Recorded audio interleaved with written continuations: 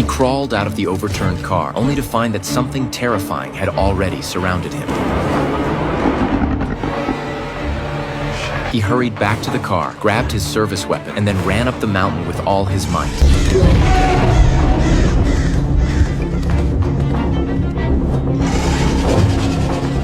Several creatures charged toward him, leaving him no choice but to run up the mountain with all his might. The terrifying creatures behind him couldn't cross the 2,400-meter altitude barrier. As long as he could make it over that line before they caught up, he could save his life. The creatures' sounds grew closer. He could almost feel their heavy breathing. The barrier was just a dozen meters ahead. He would soon be safe, but then, in the next second,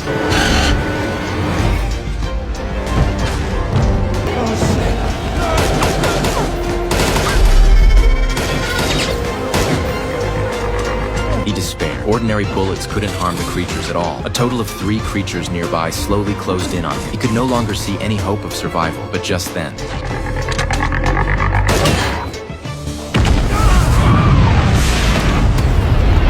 a woman suddenly appeared. She seemed to know the creature's weakness.